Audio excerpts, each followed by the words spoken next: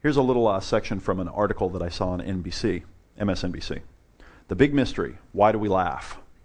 Contrary to folk wisdom, most laughter is not about humor. May 27th, 1999. Laughter is part of the universal human vocabulary. All members of the human species understand it. Unlike English or French or Swahili, we don't have to learn to speak it. We're born with the capacity to laugh. Okay? We're born with it. We don't have to learn this one. One of the remarkable things about laughter is that it occurs unconsciously. Write that down. Laughter occurs unconsciously. You do not decide to do it. While we can consciously inhibit it, we don't consciously produce laughter. That's why it's very hard to laugh on command or to fake laughter. We also know that laughter is a message that we send to other people. So write that down. Laughter is a message we send to other people. We know this because we rarely laugh when we're alone. We laugh to ourselves even less than we talk to ourselves. I thought that was profound. Right? We rarely laugh when we're alone, and that we laugh as a species, we laugh to ourselves less than we talk to ourselves. I would have never guessed that one. We found that most laughter does not follow jokes. People laugh after a variety of statements, such as, "Hey John, where you been?" "Here comes Mary. How do you do the test? And do you have a rubber band?" These certainly aren't jokes. We don't decide to laugh at these moments. Our brain makes the decision for us. These curious ha-ha-has are bits of social glue that bond relationships. Laughter has a bonding function within individuals in a group. It's often positive, but it can be negative too. There's a difference between laughing with and laughing at. People who laugh at others may be trying to force them to conform or casting them out of the group.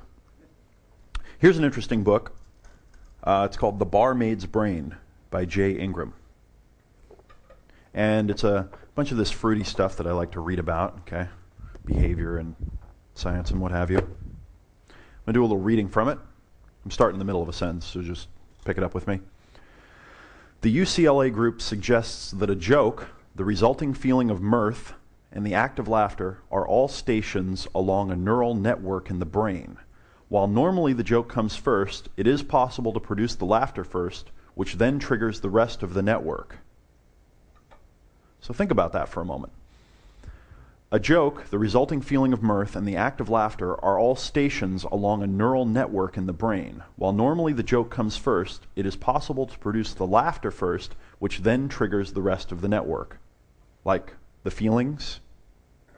The implications of the UCLA experiment are profound, especially for stand-up comics. If a comic can incite the people in the audience to laugh, for whatever reason, their brains will likely attribute that laughter to the comic's jokes. Canned laughter in television sitcoms has been used for nearly 50 years now, and researchers have confirmed that it both makes viewers laugh more and persuades them that the show is funnier.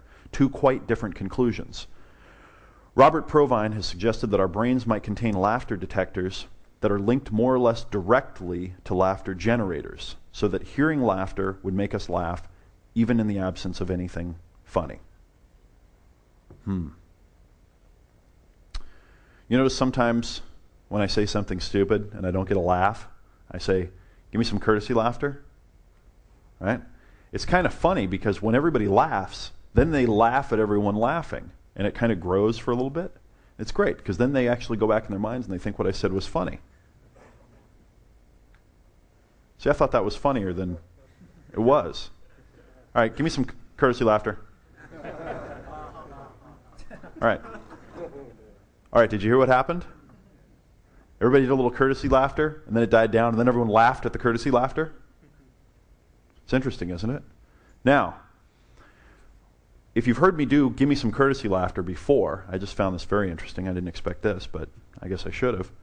When I said "give me some courtesy laughter," it was very low. It was about a quarter the volume that it usually is. Why? I suspect because I was explaining to you what I was about to do. You had it all in your mind. You were thinking about it, and it wasn't a surprise. Didn't surprise you, right?